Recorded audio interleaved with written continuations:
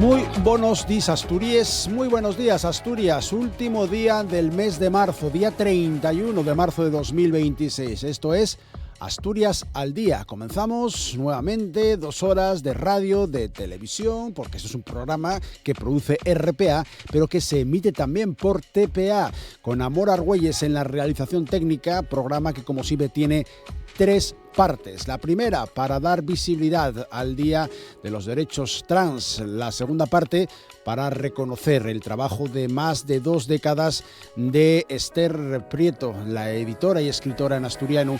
Y la tercera, para ver las reivindicaciones de un colectivo vecinal de Ubieu. En cuanto a lo primero, 31 de marzo, Día Internacional de la Visibilidad Trans, con varias actividades previstas en Ubieu que organizan Siente LGTBI Plus Astur, Xiega, Xuntes Diverses, Asociación LGTBI de Llanera y Yar Trans, que incluyen, por ejemplo, una concentración a las 6 de la tarde en la plaza del Ayuntamiento de Ubieu. El lema este año es por una ley que defienda nuestro derecho a ser visibles sin ser víctimas. Dentro de un momento les voy a presentar a las 2 invitadas que tenemos ya sentadas a nuestra mesa para hablar de esta efemérides. En cuanto a lo segundo, Esther Díaz, Esther Prieto, una de las figuras fundamentales del mundo editorial de Asturias y del asturiano, retírase.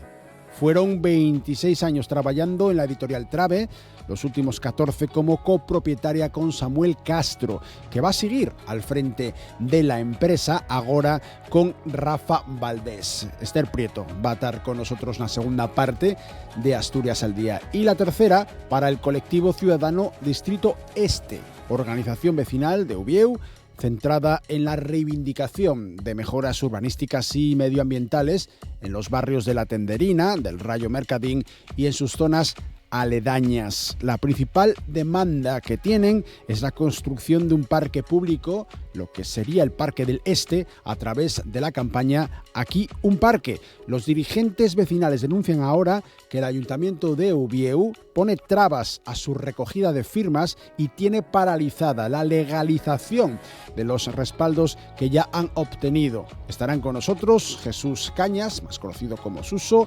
Maribel Ruiz, Mariana Díaz y Elena García Peláez, todos ellos portavoces de este colectivo ciudadano Distrito Este de Ubieu, con los que vamos a poner punto y final dentro de poco menos ya de 2 horas a lo que es la edición de este último día de marzo de Asturias al Día. Por cierto, recuerdo a los fallecidos, a los heridos en el accidente de Zarreu, en el concello de Gaña, en la mina en la que morían 5 personas hace exactamente un año, este 31 de marzo. Comenzamos. Asturias al Día, con Nacio Varillas. Y con la celebración hoy, 31 de marzo, del Día Internacional de la Visibilidad Trans, tenemos con nosotros a Ángeles Fal, de Yar Trans. Ángeles, muy buenas. Hola, buenos días. Y a Yosune Álvarez, de Xiega. Buenos días, ¿qué tal? Buenos días, las dos. Bienvenidas otra vez, porque sois afortunadamente habituales en este programa. Nos sentimos muy honrados de que volváis a estar con nosotros para hablar hoy del Día Internacional de la Visibilidad Trans. La conocida como Ley Trans se aprobó en España el 16 de febrero de 2023 con la denominación oficial de Ley para la Igualdad Real y Efectiva de las Personas Trans y para la Garantía de los Derechos LGTBI. Asturias, sin embargo, sigue sin ley trans y parece que va a seguir sin una normativa específica, porque el gobierno del Principado sí aprobó el 9 de marzo el anteproyecto de lo que es una ley más general, una ley LGTBI+, autonómica, para garantizar la igualdad real, para reforzar la atención sanitaria o para proteger frente a la discriminación, incluyendo en todo eso los derechos trans. Seguís demandando y os pido una primera intervención, luego ya vamos pormenorizando, una primera intervención general, más general. Y os une, por ejemplo, luego le pregunto también a Ángeles lo mismo, sobre esa necesidad de volver a celebrar un año más el Día Internacional de la Visibilidad Trans. Os une. Bueno, pues cuando nos planteamos un poco celebrar este día y reivindicarlo y visibilizarlo, porque siempre intentamos hacerlo de manera proactiva, por desgracia pasaron cosas por el camino, ¿no? Se produjo una agresión a una chica trans en La Bañeza en estos últimos días, y está la decisión del COI con el tema de la participación de las mujeres trans en el deporte. Entonces, por desgracia, nos gustaría que fuera más celebrativo que reivindicativo, pero tenemos que seguir saliendo a las calles porque nos están viendo reconocidos los derechos de las personas trans. Ángeles, ¿cómo llegamos a este día? Pues sí, la verdad que el planteamiento inicial era una celebración de que por fin en Asturias parece que vamos avanzando hacia la aprobación de una ley LGTBI en la que también se incluyen los derechos trans, que, como bien decías, que se celebran en este día. Y por desgracia, por el camino, pues ocurrieron cosas, ¿no? Que tampoco son excepcionales, que son cosas que están pasando todos los días, por desgracia. Entonces, queremos también recordar que eso sigue pasando. De hecho, el lema que escogimos entonces ya no las teníamos todas con nosotros, y fue precisamente el hablar de visibilidad sin ser víctima. ¿Por qué elegimos ese lema? Pues precisamente porque muchas veces las personas trans se exponen, o sea, no es que se visibilicen, es que se exponen a las agresiones, a la discriminación, a todas esas cosas por falta de normalización de su realidad. Entonces creemos que es muy importante tener un día para recordar que las personas trans son personas como cualquier otra, que lo único que quieren ser visibles es para ser normalizada su vida, y que es necesario avanzar en eso. Desde luego, gestos como el del COI no ayudan, y cosas como las que pasan en La Bañeza tampoco. Lo tenía apuntado para acabar, pero vamos a empezar con ello, ya que lo proponéis, tanto uno como lo otro, lo de la agresión. Han sido detenidas 5 personas muy jóvenes, entre 18 y 24 años solamente, por agredir en un establecimiento de ocio nocturno en La Bañeza, en León, hace unos días, a una mujer trans que requirió de asistencia sanitaria. Cuando los colectivos que trabajáis en beneficio por los derechos de las personas trans advertís de que las agresiones se están produciendo constantemente, hay una parte de la sociedad que dice: ya están aquí estas exageradas, ya están aquí estos raros, pero los hechos están ahí. Esto se conoce, pero en otros muchos casos no se llega a conocer. Efectivamente. Le pegan una paliza y sale a la opinión pública, pero los desprecios, las agresiones de mayor o menor contundencia son prácticamente diarias. Yosune. Sí, es una cuestión sistemática. Bueno, pues es lo mismo que pasa con la violencia de género, que hay una parte de la sociedad que la niega, porque ahora vuelvo otra vez la argumentación de que los hombres también son maltratados, y que también que es verdad, pero hay una cuestión que es sistemática, que es que cuando una parte del colectivo o unas personas, por una serie de características muy concretas, siempre son las que salen mal paradas, entonces ahí hay una cuestión de vulneración, y hay una falta de educación en ese sentido muy grave. A mí me parece muy grave que sea la gente joven, que precisamente ya se crió, ya se educó de otra manera, que sean las agresoras de esta chica de La Bañeza. Entonces, yo lo que veo es que tenemos que seguir incidiendo en temas de educación, insisto con el tema de la proactividad, pero también que en la impunidad. No puede quedar impune en este tipo de cosas. En SEGA tenemos el servicio de atención contra la LGTBI-fobia, y un poco el perfil de la gente que viene, bueno, pues con situaciones difíciles, es clarísimo. Es la gente trans y las personas migrantes, que también son otro colectivo bastante vulnerado. Y ya cuando ya juntas las dos cosas, que también pues hay mucha población que es migrante y que también es trans, los números se disparan en Asturias, que tampoco es que seamos no somos mucha población, no somos mucha población. Entonces, yo creo que el tema de la Bañeza lo que nos dice es que tenemos que seguir incidiendo en la educación y seguir haciendo políticas, porque esto es porque hay una falta de políticas, y la gente se piensa que esto se puede hacer y salirte de rositas, y no deja de ser una agresión. Yosune, y también porque Yo creo que hay gente con un altavoz muy potente que está lanzando unos discursos de odio muy peligrosos. Sí, ahí, bueno, hablamos mucho de la extrema derecha, pero bueno, resulta que hay gente que está a la extrema derecha también y que se dice de izquierdas y que se nombra de izquierdas y que no nos está haciendo, como tú bien dices, no nos está haciendo ningún favor al poner en duda la existencia de las personas trans, y en este caso de las mujeres trans, porque es muy grave. Además, es muy machista también, porque nadie se mete con los hombres trans. Ellos son los grandes invisibilizados también del colectivo. Porque ellos no existen. Y las mujeres trans porque se les da toda la visibilidad, porque se les percibe como hombres, además como hombres y como agresores. Sí, eso es muy ofensivo. Eso es muy duro y es muy ofensivo porque nosotros estamos muy hartas ya de escuchar el tema, por ejemplo, cuando pedimos baños inclusivos y tal, pues pedimos baños inclusivos para cosas como esta, ¿no? Para que cuando una persona para que vaya desapareciendo esa sensación de que en este baño solo puede entrar un determinado tipo de cuerpo, digamos, o de apariencia física externa, porque, a ver, nosotros no pedimos que vaya todo el mundo a mear a la vez junto, no, es que no se trata de eso, se trata de tener cabinas individuales que preserven la intimidad de todas las personas, también la de las personas cis, pero en la que puedan entrar de forma habitual cualquier persona y no llame la atención ni provoque rechazo como el que ha ocurrido en La Bañeza, que ha llevado a una agresión. Entonces, siempre oímos el tema de, no, es que vienen las mujeres disfrazadas de hombres, al revés, los hombres disfrazados de mujeres y van a agredir en los baños de mujeres. Pues no, lo que pasa más frecuentemente es esto. Es que una persona que no encaja, a lo mejor en el perfil que se le espera, en un baño determinado, es agredida. En este caso fue en el de mujeres, pero podía haber sido en el de hombres, ¿eh? O sea, yo sé de casos de nuestra gente, por desgracia, en los dos tipos de servicios, que al final no es nada más que un servicio para ir a hacer una cosa que cualquiera hace. Entonces tampoco el muñequín de la puerta prohíbe a nadie entrar. Es claro, que... Porque cuando hablamos de servicios urinarios inclusivos, ¿de qué hablamos exactamente? Pues hablamos de que en la puerta no haya un muñequito con faldas ni un muñequito con pantalones, que está bastante extemporáneo, la verdad, lo de los pantalones y las faldas, y sino que ponga pues un servicio, váter, WC, ya está.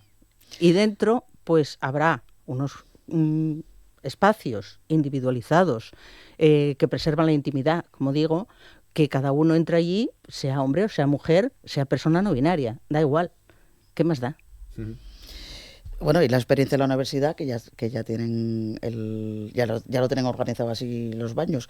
La experiencia es positiva porque es una cuestión también educacional. Entonces, ¿qué pasa con esto de las personas trans y de los baños? Que cuando no tienes una expresión de género clara, también tienes problemas, porque las mujeres con una expresión masculina también tienen problemas a la hora de entrar a un baño. Quiero decir, efectivamente. Yo no es la primera vez que me dicen que me estoy confundiendo de baño y es como, bueno, perdona, yo sabré a qué baño tengo que entrar.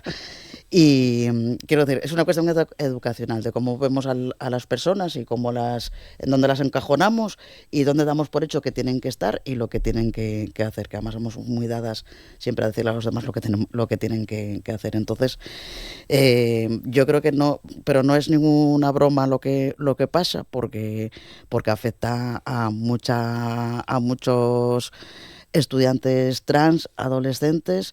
Es que se pasan mucho. Si hay una problemática en su centro educativo, son capaces de no ir al baño en toda la mañana o en toda la tarde. Eso hay gente que cuando se lo digo se ríe. No hace ninguna gracia. No hace ninguna broma. Gracia. Los chavales dejan de ir a clase porque no se atreven a ir al baño. Es que parece una tontería, pero al final determina el fracaso escolar y el futuro de esa gente. O sea que claro, y una tontería. Luego cuando lo relaciones, porque hay otro espacio también relacionado con el baño, que son los vestuarios. Entonces, claro, ahí vamos a la parte del ámbito laboral, que hay vestuarios, y luego en la parte del deporte. Efectivamente. Volvemos a reconectar con el COI. Claro, el COI lo que hacen es, o el deporte olímpico, que lo hablábamos antes Ángeles y yo, lo que hacen es hacer una promoción de la salud y del bienestar, o bueno, la idea sería esa. es lo que entendemos un poco como el deporte un poco más de alto rendimiento. Claro, si tú no tienes un espacio seguro para poder practicar ese deporte, pues en los gimnasios hay problemas. Claro, hay problemas también para las personas trans, porque no son espacios seguros para ellas tampoco. Claro, lo que habláis del COI, Mujeres Trans y Deporte, abrimos, si queréis, ese epígrafe. Hay un estudio muy reciente, de hecho se dio a conocer todavía antes de ayer, de la Universidad de Sao Paulo, en Brasil, publicado en British Journal of Sports Medicine, que analizó a casi 3.000 mujeres trans, exactamente 2.943, que se habían sometido a una terapia hormonal durante entre 1 y 3 años. Concluye que no hay pruebas de que las atletas trans tengan una ventaja competitiva respecto a las mujeres cis. Claro. Es decir, que las mujeres trans y las cis mostrarían niveles similares de actitud física en competición, y en este caso de altísimo nivel, de élite. Sin embargo, el COI, el Comité Olímpico Internacional, a lo que hacíais vosotras referencia, excluye a las mujeres trans de la competición en categorías olímpicas femeninas. Una decisión que también se ha dado a conocer en las últimas horas, en los últimos días. Cuando alguien ve a una mujer con aspecto andrógino y muy musculada en competiciones, por ejemplo, de contacto, de boxeo, de artes marciales, competir con mujeres con una apariencia más femenina, si lo queremos llamar así, y que quede claro que no es en ningún momento un sentido despectivo, por lo menos por mi parte, decirlo así, podemos pensar, no, la que parece un tío le va a pegar una cuera porque es muchísimo más fuerte que la otra. ¿Cómo compaginamos uno, la ciencia, con lo otro, el aspecto social por el que parece que se acaba de definir el COI? Mira, yo es que a mí me sorprende además que, como bióloga que soy, que un descubrimiento que ya data del año 1990, el descubrimiento del gen SRI, ahora de repente el COI lo descubra. Entonces, me ofende mucho porque el propio descubridor del gen SRI dejó muy claro, y sigue diciéndolo, que eso no determina que sea un hombre o una mujer quien tenga ese gen. Un gen es un gen, por Dios. Una persona es algo mucho más complejo que un gen. Entonces, para los biólogos, pues claro, el descubrimiento de un gen es muy importante, pero para el COI ha sido la caña, ha descubierto ahí la gallina de los huevos de oro. Yo quisiera saber qué farmacéutica va a vender el kit del gen SRI, porque igual ahí encontramos alguna explicación, lo comentaba con Josu, porque a día de hoy ya se conocen muchos más genes implicados en la determinación sexual y a un nivel de biología, hombre, a lo mejor quizás no el de la calle, pero sí el de cualquier biólogo o bióloga como yo, que no somos especialistas de genética, pero que si leemos un poco pues lo podemos entender. Hay muchos más genes ya implicados y sin embargo ahora el COI salta con el gen SRI. Y además dice, puede haber excepciones. Y la excepción es casualmente una persona que tuvo muchos problemas en los años 80 en unas Olimpiadas, María José Patiño, porque tiene un síndrome de insensibilidad a los andrógenos y tiene el gen SRI porque tiene el cromosoma Y. Entonces, qué casualidad, la única excepción que recogen es una persona que está en el COI. Bueno, a lo mejor va a haber que meter más gente en el COI para que se den cuenta de que existen otras poblaciones, otras personas que también son excepcionales en todos los sentidos, además, y que con gen SRI o sin gen SRI son mujeres. Entonces, yo no sé ahora a qué viene esto, es como una provocación, o sea, en vísperas del Día de la Visibilidad Trans, sacar esta porquería. Vamos a aclarar una cosa para nuestros oyentes y nuestros espectadores. Lo del gen SRI, vale, que lo estamos dando por seguro y mucha gente no sabrá lo que significa. Vale. El gen SRI es un gen que se descubrió en 1990 en el cromosoma Y. El cromosoma Y anteriormente fue la panacea de lo masculino, cuando se descubrió que la mayoría de los hombres tienen el gen Y, y la mayoría de los cromosomas, de los genes SRI se corresponden con un varón.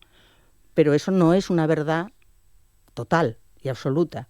Entre otras cosas, porque en la reproducción sexual hay recombinación genética y resulta que hay personas que pueden tener el gen SRY en un X, tener 2 cromosomas X, que hasta hace 4 días eso era una mujer. Ahora ya no. Ahora solamente la única excepción es tener la insensibilidad a los andrógenos para el COI, porque para ningún biólogo, ni para ninguna bióloga, me imagino.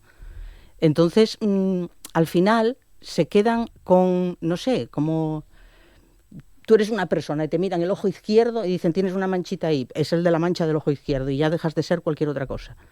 No, a ver, tú puedes tener muchas cosas biológicamente, pero el ser una mujer o ser un hombre es otra cosa. Y el deporte femenino y el deporte masculino, a mí me llama la atención que en el deporte femenino hay siempre como una fijación a ver qué niveles de testosterona tienen, a ver qué genes tienen, a ver qué cromosomas tienen. Yo no oigo nada en el deporte masculino de todo eso. ¿Por qué será? Porque es un negocio. Y ese negocio no se toca. Y si hay superhombres entre los deportistas masculinos, estupendo. Pero si hay supermujeres, por llamarlo de alguna manera, en el deporte femenino, hay que echarlas. Hombre, no sé, claro, pero es sospechoso. Si un hombre que se convierte en mujer compite en categoría femenina, biológicamente, sigue siendo un hombre. Depende del, que llamas de biológicamente. En los niveles hormonales, por ejemplo, el estudio que hicieron en Brasil, que tú nombraste, los niveles de hormonas regulados a través de un tratamiento hormonal al que se someten la mayoría de las mujeres trans, pues mantiene unos niveles hormonales por debajo de los del género masculino, ¿no? Y eso se supone que implica una producción menor de testosterona, se supone no, se sabe que provoca una producción menor de testosterona porque está inhibida, de hecho, y seguramente tienen menos testosterona que muchas mujeres biológicamente nacidas mujeres. Entonces, ¿qué ventaja tienen? De hecho, hay mujeres trans que han competido y no han ganado nada. O sea, están ahí, pues eso, haciendo deporte. Bueno, de hecho no ha habido todavía una medalla de una mujer trans. Claro, efectivamente, porque no es tan fácil. Y porque además eso, si se están hormonando, realmente no tienen los niveles de testosterona que supuestamente les da esa ventaja. Y puede ser que tengan esa musculación, como tú decías, o puede que no. Yo conozco mujeres trans que son como una flautina, de verdad. Y hay hombres trans que se ponen como toros. Y sin embargo, si un hombre trans compite en una competición masculina, yo no digo que haya ningún problema. Nadie entra ahí a valorar si el pobre hombre trans está en desigualdad de condiciones, igual hay que darle, 5 minutos de ventaja cuando corren. Vale, creo que es una aclaración importante, Josune. Sí, yo ahí estaba pensando en la comparativa, porque además es una cuestión, esto es machismo puro y duro. Los hombres no tienen, en la competición, no tienen ningún tipo de cajón. No hay cajones para ellos. Ellos van, compiten y ya está. Ahí no hay ningún tipo de medición. Y es muy curioso que las mujeres sí tienen que estar controladas y sí que tienen que entrar en unos estándares también. Aun estando de acuerdo con lo que tú dices, también es porque las metas que se ponen en categoría femenina son, y por razones obvias, de menor exigencia. Es que estoy buscando las palabras para no ofender. De menor exigencia que las que se piden en categoría masculina. Sí. Y como siempre buscamos problemas, la duda que hay en la sociedad, y esto no defiendo al diablo, pero es así, mucha gente lo duda, es ¿por qué una mujer que ahora se dice mujer, si ha nacido hombre, que eso ya es una aberración, va a competir con mujeres cuando en realidad sigue siendo hombre? Va a sacar una ventaja competitiva y no es admisible que eso sea así, ¿no? Esa es sí. la duda que tiene la sociedad. Por eso os la planteo. Bueno, es que tenemos que plantearnos cómo pensamos el deporte, claro. El tema de los cajones. Los hombres no tienen cajones. Quiero decir, la exigencia es la que, pues ellos, pues yo qué sé, tienen que correr. Pues el que corra más rápido y el que gana, ¿no? Y entre las mujeres tienen que correr, pero tienen que correr dentro de unos estándares que se marcan. Entonces, tampoco he cogido con pinzas, porque claro, en el momento en el que una mujer sale de un estándar que se considera medible ya no puede competir o se le pone en duda. Y hay muchas mujeres cis que tienen un desarrollo de su cuerpo que es natural, que no está provocado por ninguna medicación ni por ningún tratamiento, y que se les pone en duda también. No solo pasa con las mujeres trans, pasa con las mujeres negras también, o sea que hay un componente también racista importante, porque los niveles de esto lo puedo explicar mejor Ángeles, porque yo sé que parte de biología sí que no tengo nada controlado, pero lo que sí sé es que las diferentes razas, las cargas genéticas y las capacidades físicas son diferentes también en la media, que claro, ya luego nos metemos ya en otras cosas, pero como media las mujeres negras físicamente tienen bastante más capacidad que las blancas como media, entonces a ellas también las están controlando con este tipo de las mediciones, y curiosamente es a las negras, con lo cual hay un componente también ideológico importante que se llama racismo también. Claro, Caster Semenya es una mujer cis y ha tenido que hormonarse para poder competir. O sea, es alucinante. Eso en el deporte masculino se llama dopaje. Claro. Y en el caso de las mujeres es control. Claro, Caster Semenya, que es la que acabas de mencionar, es una atleta que tiene unas características físicas que en muchos casos asemejan a un hombre. Uh-huh. Y sin embargo es mujer cis. Exactamente, no es una mujer trans, que hay mucha gente que lo piensa, ¿no? Probablemente, yo esto es lo que se lee en prensa, ¿no? Sea una mujer de tipo intersexual o con algún DSD, que se llama en inglés, que es con alguna alteración en el desarrollo sexual que la hace, pues eso, como más fuerte, más musculada y con un aspecto andrógino. Pero bueno, es una mujer. Es que las mujeres también somos diversas, igual que los paisanos. O sea, es que... ¿Ah, sí? Claro. Entonces, bueno, al final a las mujeres siempre han tenido más presión, yo creo, de tener unos cuerpos normativos con unos determinados estándares de belleza, de aspiraciones, de tal, quizá que los hombres, ¿no? Pero eso que se lleve al deporte también. A ver, a mí me importa bastante poco lo que el COI diga en cuanto a deporte, porque a mí lo que me preocupa es el deporte de base. El deporte de los niños y niñas que van al cole y se apuntan y que tiene un aspecto de socialización fundamental y un aspecto también de salud, de promoción de la salud. El problema es que cosas como estas del COI trascienden.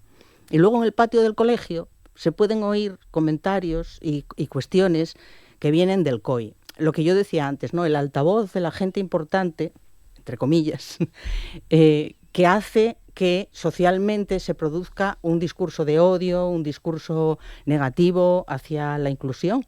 Entonces, ¿por qué no podemos normalizar que los niños jueguen como les dé la gana y hagan deporte de una manera sana y socialicen en su cole con quien quieran? Bueno, pues ya está, casi cerramos la tertulia. Vamos a meternos un poco más en lo que es la legalidad. Esa normativa que se aprobaba en anteproyecto de ley por parte del Consejo de Gobierno de Asturias, el 9 de marzo exactamente, el anteproyecto de la ley LGTBI+, para garantizar lo que yo decía antes, ¿no? La igualdad real, reforzar la atención sanitaria o proteger frente a la discriminación. Ahí se incluyen los derechos trans. Pero el colectivo sigue demandando una normativa específica.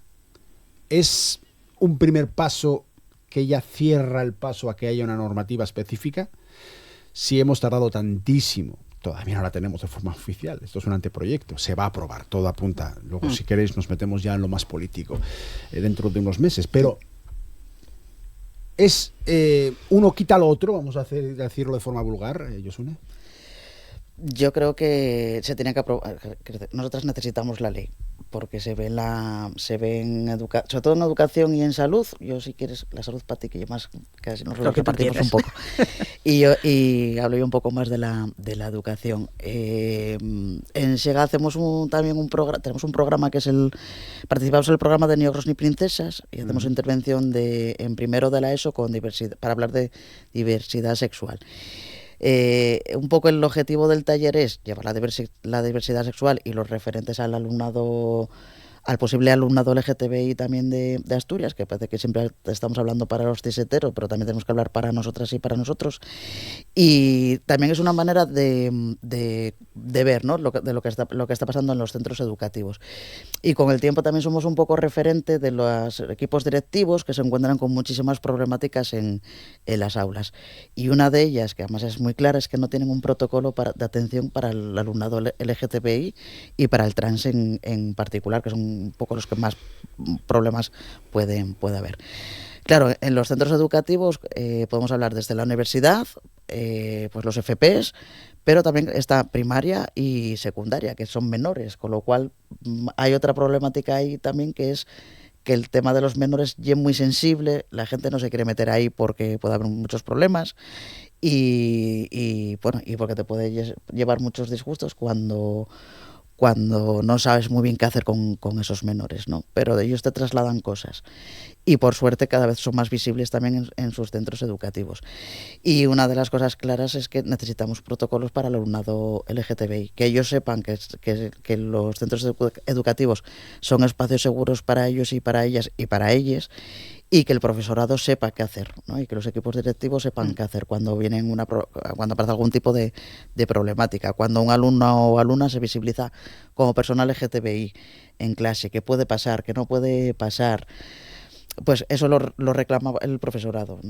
Nosotros ya hace mucho tiempo que lo vemos, pero es que ahora ya el profesorado dice, claro, es que por ley hay cosas que debemos hacer, pero no tenemos directrices para hacerlo, no sabemos en qué formato o esto cómo se hace, ¿no? Y la ley viene para eso, para que podamos crear reglamentos y para que podamos crear protocolos específicos para los profesionales, porque además una parte importante de lo que pensamos también en la ley, que además yo creo que está en todos los ámbitos y a mí eso no se me va a escapar, es que el funcionariado, la administración pública, tiene que toda la persona que trabaje como funcionaria tiene que saber y tiene que tener una sensibilidad hacia el colectivo, por lo menos que sepa las problemáticas que hay. ¿Por qué? Porque hay veces que lo que vemos es que hay profesionales que a lo mejor por no meter, no porque tengan contra nada hacia el colectivo LGTB, pero sino por prudencia y por decir, no quiero meter la pata, no hace las preguntas que la persona a la que está atendiendo necesita. Es decir, ¿cómo voy a preguntarle yo a una persona? Claro. ¿Cómo voy a preguntarle yo a una persona trans sobre su cuerpo cuando esto es como un tema tabú? Claro. Bueno, pues en un espacio de salud tienes que hacerlo. Entonces, claro. Pero en el caso concreto del tema trans, claro, si lo que aprobamos es una normativa general LGTBI+, que mucha gente tampoco entiende que tienen que ser, vamos, hasta la Z, tiene que haber aquí 3 o 4 letras como les matrículas de los coches. Al final el plus desapareció en el título de la película, pero... Pues más razón. O sea, sí. Al final, con una normativa genérica, ¿se cubren los derechos de las personas trans? Se cubren básicamente. Entonces, yo creo que, por decirlo de alguna manera, no nos estorba el resto de las letras.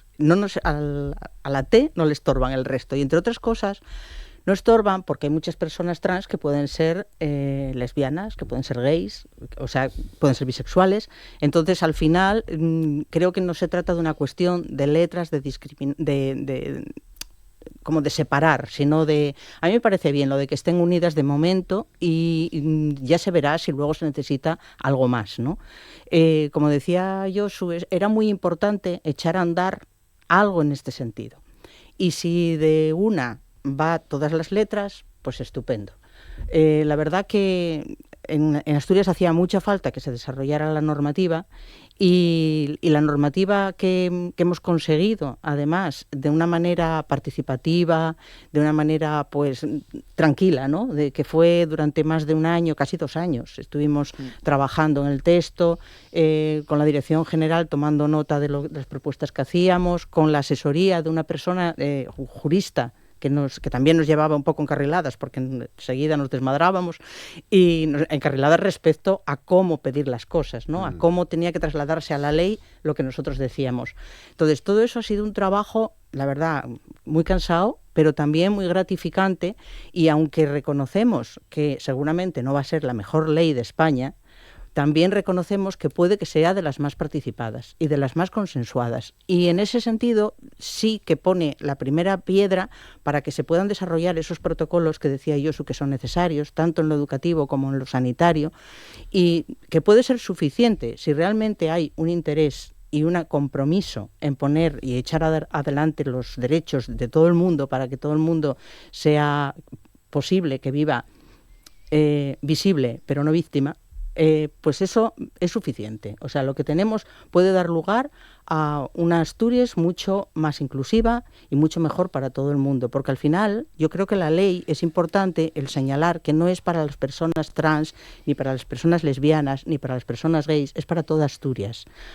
Porque los profesionales de la sanidad, de la educación, de los servicios sociales, de un montón de trabajo, los funcionarios, nos lo demandan. O sea, están poniéndose en contacto con nosotros para decir cómo hacemos mejor nuestro trabajo, teniendo en cuenta a todo el mundo, también a esta gente que no sabemos cómo atender. Entonces, creemos que esta ley va a ayudar a que esas personas puedan despejar dudas y puede ayudar a que Asturias sea más inclusiva en general. Vale, habéis comentado varias veces el aspecto educativo, lo has dicho tú ahora también de soslayo, el tema sanitario. Pero en esto último hay varias cosas que también hay que explicar. Ámbito sanitario. La Seguridad Social financia actualmente el proceso de transición en España a través del Sistema Nacional de Salud. Con la entrada en vigor de la ley transestatal, esa ley de 2023, estas prestaciones se consolidaron dentro de la cartera de servicios comunes en todo el Estado. Vamos, que paga la Seguridad Social, dicho de forma clara. Sí, pero... Con matices. Eso. A los que queremos llegar. La cobertura pública abarcaría fases principales del proceso. Un tratamiento hormonal, incluyendo tanto el bloqueo hormonal, especialmente en menores al inicio de la pubertad, como el llamado tratamiento hormonal cruzado. Cirugías de reasignación de sexo, ahí se cubren intervenciones como la vaginoplastia, la faloplastia, la mastectomía o la mamoplastia de aumento y otras prestaciones que se incluyen también como la terapia de voz o el acceso a técnicas de reproducción asistida para personas trans con capacidad de gestar. Con matices que vamos a hacer ahora, porque hay problemas, por ejemplo, también en cuanto a la financiación con el copago farmacéutico, porque aunque los tratamientos hormonales sí están financiados, no siempre son gratuitos. Y el coste depende de la renta y de la aportación asignada a la tarjeta sanitaria. Habitualmente, solo un 10% del precio del fármaco. Correcto. Matices, los que queráis. Venga, Josune, Ángeles, la que queráis. A ver, eso es una normativa estatal. Bien. Pone el marco para que las comunidades autónomas, que son las que tienen competencias en sanidad, lo desarrollen. ¿Qué pasa? Que en Asturias, al no haber una ley autonómica, pues esto no se ha desarrollado. Por ejemplo, en la cuestión de las cirugías, que parece que está todo resuelto, en Asturias, a día de hoy, que yo sepa, no se están haciendo cirugías de ese tipo. Es más, yo entiendo que una vaginoplastia, por ejemplo, en una comunidad autónoma donde habitualmente no se han hecho, pues va a ser lento y difícil el que empiece a haber profesionales que las hagan. Aunque me consta que hay médicos en la sanidad asturiana que han trabajado fuera, porque los médicos no nacen, viven, crecen y se reproducen en Asturias, andan por el mundo. Y hay médicos, como digo, muy bien formados y que han hecho vaginoplastias y que han hecho faloplastias y que están en hospitales asturianos haciendo otras cosas ahora mismo. Yo conozco alguno. Entonces, me refiero, porque siempre es esa la excusa, o sea, no tenemos profesionales que sepan hacer. Hay profesionales en Asturias que están cansados de hacer a diario mastectomías o aumentos de pecho en la sanidad pública. Entonces, eso no es un motivo, sí que lo hay. Entonces, creemos que esta ley sienta las bases para que eso se asimile y se empiece a dar cabida a que las personas trans no tengan que andar de periplo por toda España, yendo a Málaga, cruzando toda la península, para ir 2, 3 veces, 4, antes de operarse de cualquier cosa me refiero a un aumento de pecho, por ejemplo. Sí. ¿Qué ocurre? Que la mayoría, con unas listas de espera además, que te puedes imaginar, de años y años. A mí una chica de Yartrans me comentó que había preguntado cuánto iba a tener que esperar en Málaga para operarse el año pasado. Le dijeron que la lista del año pasado era de 10 años. Bueno, así que se lo piense. Claro. Porque igual cambia de opinión. O se muere. Claro. Es una cosa... Sí, lo que suele ocurrir es que esa gente, como puede, se empufa, pide créditos o lo que sea para ir a la sanidad privada a hacérselo. O se va a Tailandia, que también. Pero es curioso porque en la sanidad privada asturiana sí que se puede hacer en un montón de sitios una mastectomía o un aumento de pechos, por ejemplo, y la mayor parte de las mujeres asturianas acaban haciéndolo así por no estar esperando esas listas y porque eso de lo malo no es tan caro, ¿no? Entonces, pues bueno, se endeudan y ya está. Creemos que no es normal que esto pase. O sea, nosotros no pedimos que a las mujeres trans les hagan un aumento de pecho ya, nada más que vayan, pero que las metan en la misma lista de espera que cualquier otra persona y que puedan en unos meses acceder por la vía de la sanidad pública a esos recursos que hay en Asturias. Y luego a nivel estatal se están creando unas unidades que van a ser lo que se llaman las unidades de referencia estatal, para todas aquellas cuestiones más complejas o que por cuestión económica pueda resultar más oneroso a la sanidad autonómica y entonces opten por derivar a esas unidades de referencia, pero que no haya que cruzar toda la península para ir a Málaga, por Dios, vale. Que busquen alguna más cerca. Vamos a hablar, si queréis, un poco más de política y un poco más de lo que es en sí el trámite que queda para aprobar la ley asturiana, después de que se haya aprobado ya en el Consejo de Gobierno en este mismo mes de marzo, que hoy finaliza. La ley debe superar la tramitación en la Junta General del Principado, como cualquier anteproyecto, para esa aprobación definitiva. Todo apunta a que sí va a salir adelante, la izquierda la apoya y el Partido Popular ha asegurado al menos su abstención o incluso su aprobación, pero eso sí se incluye en el texto el consentimiento de padres o tutores en procesos de menores trans. Lo mencionabas antes tú, Josune, tema de menores. Aquí estamos en un asunto cuanto menos complicado. Bueno, a ver, hay una ley ya del menor que ya asegura, en realidad con las leyes que hay ahora sí que se podrían, ya se están haciendo cosas en los centros, pero bueno, hay que tener acceso y hay que mirar y hay que conocer la ley y hay que atreverse también a ejercerla, que hay muchos profesionales que no quieren meterse en dificultades tampoco, entonces por eso la ley es importante.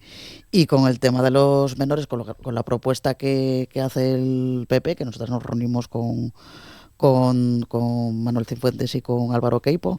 Todavía estos días atrás. Sí. Un poco la propuesta es un cambio en la redacción, porque ellos no ven el sentido que si nosotros veíamos claro en ese articulado que ellos proponen cambiar, porque damos por hecho la ley del consentimiento, que es claro. Un poco lo que ellos echan en falta, ¿no? Que quede más claro cuál es el consentimiento. El consentimiento informado para los menores y para sus familias, y que las familias puedan acompañar en ese proceso, ¿no? Dicho de otra manera, ¿vosotras estaríais a favor de incluir de forma explícita, como pide el Partido Popular de Asturias, ese consentimiento de las familias, de los tutores, de las personas que son responsables legalmente de un menor, de una menor que quiere transicionar? Mira, yo te lo digo como se lo dije a Álvaro Queipo. Le dije, yo estoy dispuesta, no. La ley establece unos plazos, unos límites legales según la edad del menor. Entonces, a partir de los 16 años, cualquier menor puede decidir, por ejemplo, sobre un tratamiento de quimioterapia a su cuerpo. Entonces, ¿vamos a pedirle a un chico trans de 16, 17 años algo que no le vas a pedir a un chico o chica que tenga la misma edad y que no sea trans? Digo, porque eso se llama no fiarte o decir que esa persona no tiene una capacidad de raciocinio igual a la otra. Eso se llama discriminación. Entonces, ¿vas a querer discriminar a una persona por ser trans en cuanto a su capacidad de decidir sobre sí misma? Y él me decía, no, por Dios, yo no quiero discriminar y tal. Y digo, bueno, porque si se trata de dar un papel a las familias, que yo lo entiendo, en Yar Trans tenemos familias, tenemos personas trans y aliadas trabajando juntas. Y para nosotros no hay nada más importante que las familias apoyen a las personas trans, porque no queremos que estén solas. No porque estén tuteladas, sino porque estén acompañadas, que es diferente. Entonces, creemos en el acompañamiento, pero no en la tutela en edades en las que ya no debería de ser exigible. A partir de 16, Claro. ¿Qué pasa? La norma, sí. Vale. ¿Qué pasa con niños, neñes mucho más pequeñines? Un crío, una cría que lo tenga muy claro por, no sé, con 15 o con 12. No voy a decir con 6, pero vamos, que también. ¿Qué pasa ahí? ¿Entendéis también? Sí. Y yo hago siempre de abogado de diablo en estas cosas. ¿Entendéis también la postura de mucha gente que nos estará oyendo y escuchando que diga, un neno, una nena con 11, 12 años puede tener clara su identidad sexual, puede tener claro, bueno, hasta cierto punto? ¿Qué pasa si toma una decisión que es completamente irrecurrible? Vamos a utilizar esa palabra que no es la adecuada, ¿no? Pero que nos entendemos todos, ¿no? Que ya no puede darse marcha atrás ya. Pero a esa edad nadie ellos va a dar hormonas. Es que eso es un mito. Ese es el problema, que sí, a veces... pero una operación, por ejemplo... Tampoco. Venga, explicad, No, explicadlo, claro. que eso es interesante. A ver, normalmente lo que se hace en otras comunidades autónomas y lo que pretendemos que se haga aquí también es que esas personas tengan un desarrollo de acuerdo a su personalidad, es decir, que no se le esté continuamente machacando, como antes a los zurdos, ¿no?, de usa la mano derecha, pues que si hay un niño, una niña que recurrentemente dice no me digas guapo, dime guapa, o no me digas niño, dime niña, o al revés, pues que le dejen decirlo. Y que si dice, no me gusta llamarme María, quiero llamarme Manuel, pues que respeten esa decisión cuando se ve que es recurrente. Porque que dices que puede haber algunos casos en los que ese niño esté jugando de alguna manera, ¿no? Vale, pues déjale jugar. A lo mejor está desarrollando su personalidad de esa manera también, ¿no? Haciendo pruebas y demás. ¿Qué pasa? Que hasta que no tenga la mayoría de edad o la capacidad de decidir por su cuenta de los 16 años, nadie le va a operar ni va a empezar una hormonación. Como mucho lo que se va a hacer es un bloqueo hormonal a una determinada edad, si tiene síntomas de pubertad, para que tenga más tiempo para pensárselo. Pero precisamente ese bloqueo hormonal lo que da es tiempo para pensárselo. No es algo, y además es totalmente reversible, en contra de lo que se está diciendo. Entonces, vamos, que nadie piense que los padres además están deseosos de hormonar a sus hijos, ni muchísimo menos. Todo lo contrario, la mayor parte de los padres viven con mucho miedo y con mucha ansiedad todas estas situaciones. Yo por experiencia lo que veo en Yartrans, no tenemos muchos menores, pero los que tenemos, cuando de repente los padres les dicen vamos a buscar un nombre, vale, me has convencido, vamos a buscar un nombre. Tú no sabes la cara de felicidad que tiene ese niño, o sea, y te preguntan, ¿y a mí cuándo me va a crecer el pito? Pues le dices, pues no te va a crecer, porque es que hay niños con vulva y se quedan tan a gusto, no pasa nada.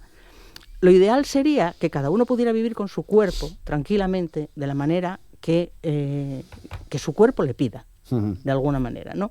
Entonces, no creemos que haya que llevar, ¿cómo voy a decir yo?, decisiones que no tienen por qué tomarse a los 7, a los 8, a los 11 años, a esa edad, porque una operación es una cosa que no se les va a hacer. Vamos a abrir otro melón. Voy a ir a por un hachu y pegáis un golpe a lo que queráis, a un melón. Venga. El tema del feminismo, que bueno, fue a lo largo de los últimos años especialmente polémico. Yosune, hay una parte, vamos a poner antecedentes a oyentes y espectadores, una parte del feminismo, vamos a decir, más clásico, lo mismo, estoy buscando palabras que no ofendan, no es partidario de incluir a las mujeres trans dentro del feminismo. Dicho de forma muy burda y muy, a grosso modo, para que nos entendamos de qué estamos hablando.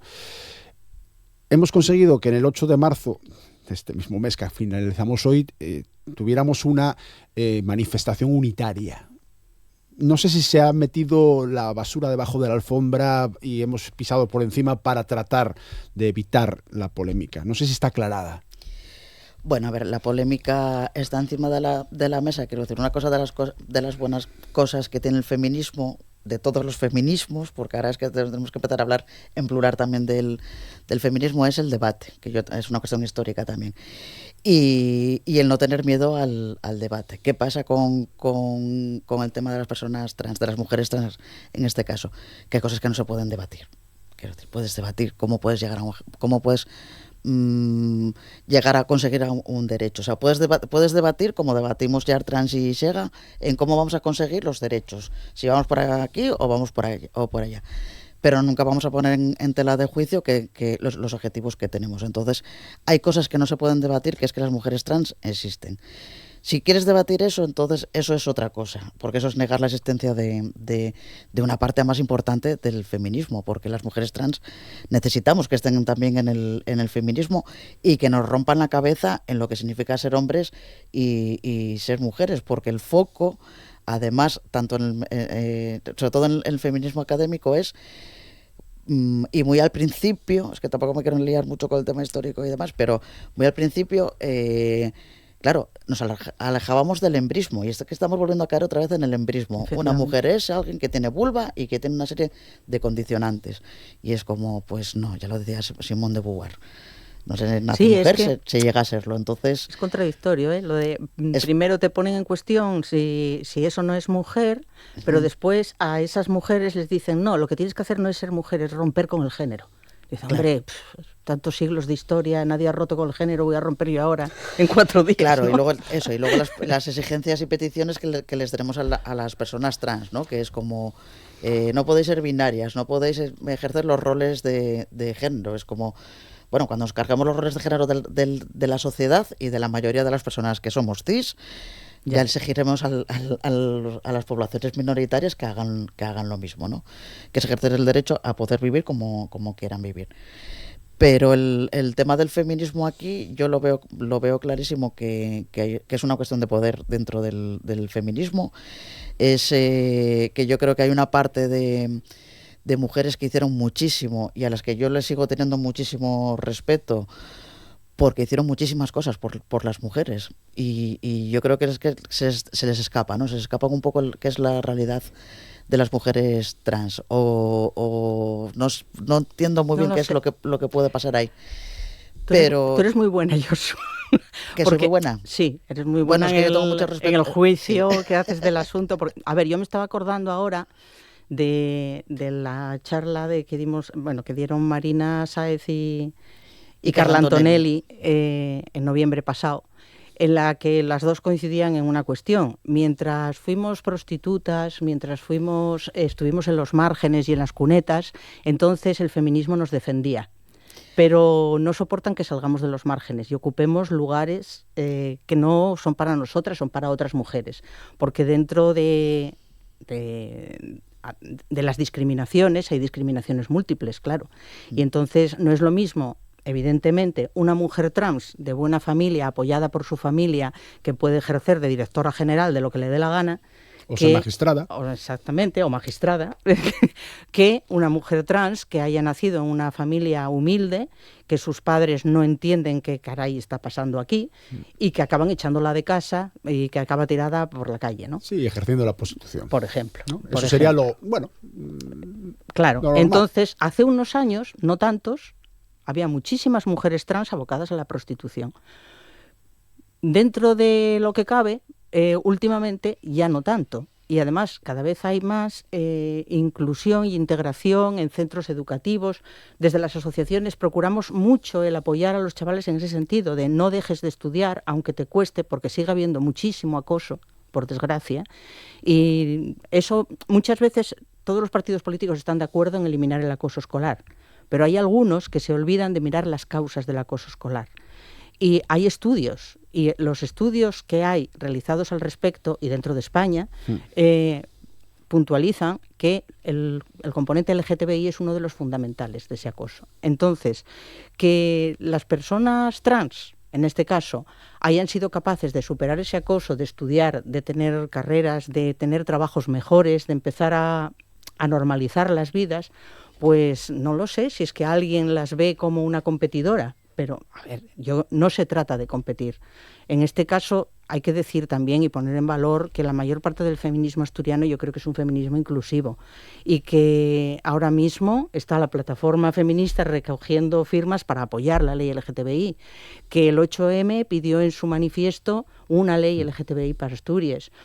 Hay muchos grupos de feministas que están apoyando esta ley. Vale, tenemos que ir finalizando y no hemos hablado de lo que tenéis hoy. Lo voy a decir yo muy rápidamente y rematas tú, Josune, con 30 segundinos. Tenemos concentración en la plaza del Ayuntamiento de Ubieu a partir de las 6 de la tarde y luego micro abierto en el Manglar, que es un establecimiento hostelero que está también bastante céntrico en Ubieu, a partir de las 8. Y el lema que decíamos al principio, por una ley que defienda nuestro derecho a ser visibles sin ser víctimas. 30 segundinos para lo que es, mira, por ejemplo, lo de la concentración, todo el mundo sabe lo que es. ¿Qué es un micro abierto y qué pretendéis con ello en el Manglar a partir de las 8, Josune? Bueno, pues el micro abierto es dar la palabra a quien la quiera coger y lo que esperamos es mucha creatividad. Que la gente pues pueda leer lo que escribe, pues, buscar sus referentes también de personas trans que escriben y que están en la cultura y que dan esa dignidad también, ¿no? Y poner la palabra. Yo creo que el centro sería la palabra, el micro abierto. Pues estamos hablando con Josune Álvarez y con Ángeles Fal por este día de visibilización de los derechos de las personas trans que se conmemora hoy 31 de marzo. Muchísimas gracias, que salga todo muy bien. Gracias, Nacio. Continuamos con más contenidos en Asturias al Día.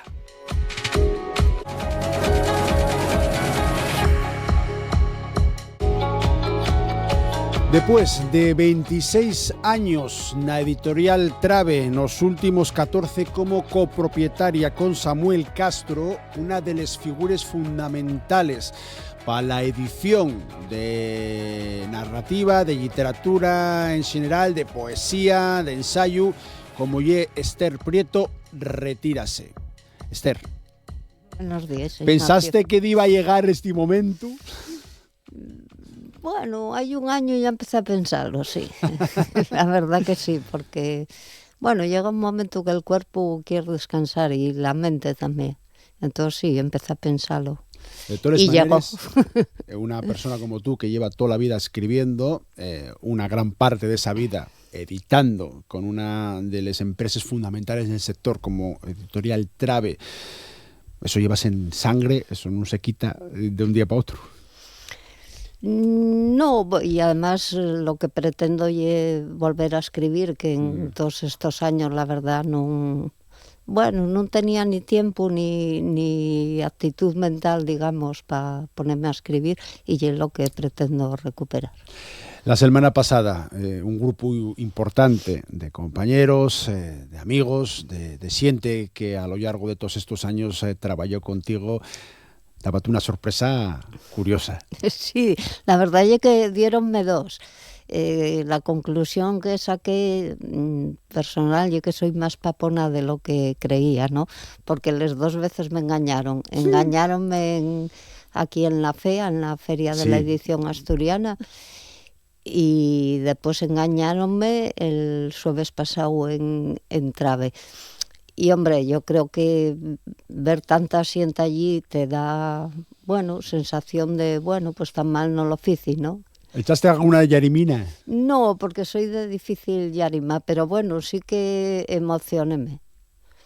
Sí. El reconocimiento de los compañeros, porque Samuel Castro ya era compañero tuyo, también copropietario en los últimos 12 años de Trave, y a un año también Rafa Valdés, que hasta el otro día ya era trabajador y ahora pasa a ser, pues eso, ocupar un poco el sitio que tú decís vacante, ¿no? Sí, realmente las funciones que va a tener en Trave serían más o menos las mías. Y la verdad, alegróme por ellos, son dos personas responsables, trabajadores, saben perfectamente lo que tienen que hacer en Trave, y yo creo que Trave queda en buenas manos y tiene futuro por delante. Porque hay un paso un poco asemejado al que disteis vosotros hace 12 años, la editorial en Tamola, en 1992, Antón García, anguaño y el director general de política y lingüística, entre otras cosas, y ese paso que vosotros dices en aquel momento, que ya eres trabajadores haciéndovos cargo de la editorial, y lo que van a hacer anguaño Samuel Castro y Rafa Valdés. Sí, lle un proceso moi parecido. La diferencia que parece que lle pequeña pero lle grande lle que Samuel evidentemente ya era socio, y bueno, con lo cual conozco todos los tripes, ¿no?, de Ediciones Trave. Y Rafa ya era trabajador, pero bueno, siempre estuvo muy implicado en todos los procesos de Trave, y yo creo que eso ellos facilita el continuar, ¿no?, con el labor de Trave. Porque estamos falando de una editorial que lle un finxu dentro de lo que lle la estalla en asturiano sobremanera. El 95% de los vuestros títulos son en esta lingua, en asturiano y en neonaviego, pero que tenéis al rodio de 1000 títulos. Sí. Eso conlleva un fondo... 34 años de trabajo y un fondo muy amplio. Hombre, algunos ya están descatalogados, pero vivos yo creo que quedarán unos 800, 850, que lle mucho, y que lle realmente lo que da vida a una editorial, no vida, sino lo que permite seguir viviendo, porque si solo vives de las novedades, es muy difícil, no puedes. Mientras que teniendo un fondo todos los meses hay una reposición, ¿no?, siempre hay venta de ellos. Claro, y lo que mucha gente pensará, da para vivir varias personas, por lo menos 3 en los últimos años, trabajadores a tiempo completo, una editorial en asturiano, aunque tenga tantos años detrás. Sí, la prueba es que llevamos... ¡Oh, cielos! La prueba es que llevamos 34 años viviendo bien, sin hacernos ricos, pero con dignidad y bien. Y yo creo que precisamente el ser en asturiano es lo que nos permite vivir. Yo creo que editoriales periféricas, porque Asturias es la periferia, y pequeñines, como son la gran mayoría de Asturias, que editen en castellano, probablemente lo tienen más difícil que los que editamos en asturiano, porque tenemos un público que igual es pequeño, aunque yo creo que va enanchando el público al que pueden llegar estos sobres, pero es muy fiel. Y entonces eso nos permite vivir. Otra de las cosas que rescampla de la actividad tuya como editora, después vamos a hablar también de la tu actividad como escritora, que tengo aquí también apuntadas unas cuantas preguntas para ello. Y el hecho de que a la de ver quién podía editar en asturiano hay unos años, sonaban muy pocas editoriales. Trave, y era quizás la cimera. Anguaño afortunadamente también, sí, porque sí, no decilo. No, y una fortuna que hay más competencia. Sí, claro. Eso resta vos mercado. Bueno, repartímonos entre todos. De todas maneras, hay varias editoriales que editen en asturiano, pero digamos así, como línea fundamental y prioritaria, y Trave. Después está Impronta, está Cuatro Gotes, Bajamar de vez en cuando también saca algo en asturiano. Perdón. Vaya. De La Llama también, pero así con una línea muy clara de editar fundamentalmente en asturiano, donde el castellano no vamos a decir que sea marginal porque suena un poco tal, pero sí es un poco accesorio, ¿no? Y es lo fundamental, y es Trave. Y es malo, no, yo creo que es bueno, porque no solamente la competencia fainos tener que estar más oyertes y trabajar mejor, cosa que lleve a agradecer, y por otra parte, cuantas más hay, más suenen y más público llega, ¿no? Y después ya quien quiere leer ya esbillará entre todo lo que hay lo que más y apetece, ¿no? Siempre que llamamos a xente de editoriales, que por cierto tenemos una colaboración que es habitual con el gremio de editores de Asturias, que entamaba esa feria de la edición a poca ya en Sisión, donde también se te rindió homenaje. Siempre que falamos de esto, y más en asturiano, tenemos que sacar un tema que en su día también tuvo cierto alderique, ¿no? Que era el de las subvenciones. A la de publicar, a la de sacar libros en asturiano, el gobierno de Asturias apoya, no siempre, pero muchas veces, sofita económicamente parte o da fechu la publicación. Esto conllevaba problemas hay unos años entre la polémica de si había que recurrir o no a esa subvención. Tú, después de tantos años y teniendo en cuenta que Anguaño ya no es responsable editorial, ¿cómo lo ves? Bueno, yo creo que en un país donde están subvencionados hasta los toros, pues ya es normal que la cultura escrita esté subvencionada, ¿no? Yo creo que ya es normal. También hay subvenciones para los libros que se quieren publicar en castellano desde la Consellería de Cultura del Gobierno del Principado, desde el Ministerio de Cultura también les hay. Todas las autonomías tienen subvenciones para editar libros, unos los que tienen lengua propia en esa lengua y también en castellano. Quiero decir que ya es algo normalísimo. Y yo creo que no hay por qué refugarle subvenciones. A fin de cuentas, no hay más que unos perres que ponemos la ciudadanía pon ahí y que revierten otra vez en la ciudadanía, bien sea a través de la edición de libros, de la compra de coches, ya digo, hasta de los toros, ¿no? Entonces, yo nunca topé problema en eso. Porque se van a subvencionar otras actividades, claro, y esta no, claro, que además hay un recurso económico. Claro, y que yo creo que a veces olvídense de que el mundo del libro llámalo yacimiento de nichos de trabajo, ¿no? Les editoriales asturianes creen puestos de trabajo, creen riqueza, como lo crea un chigre o como lo crea la venta de un coche, ¿no? En proporciones más grandes o más pequeñas, pero no podemos despreciar. Ya no falo de cultura, porque a veces la siente paz que, bueno, la cultura lleva 4 listos en general, ¿no? Pero yo creo que hay que falar de riqueza y la edición crea riqueza. Entonces, que vamos a despreciar eso, pues, hombre, no estamos sobrados de riqueza y de puestos de trabajo, ¿no? Y antes de entrar en la estalla como escritora, de lo que vas a tratar de recuperar ahora que ya estás jubilada. ¿Qué te queda por hacer en estos 26 años de editora? ¿Cuál fue la cosiquina que digas tú? Tenía que hacer esto y no me dio tiempo. ¿Hay algo que te has más, no sé, arrepentida de no hacer? Bueno, siempre la impresión que tienes siempre es que podrías hacer mejor el trabajo, ¿no? Atender mejor a los autores y a los autores, orientarlos más, acompañarlos más en el camino de la escritura y de la publicación.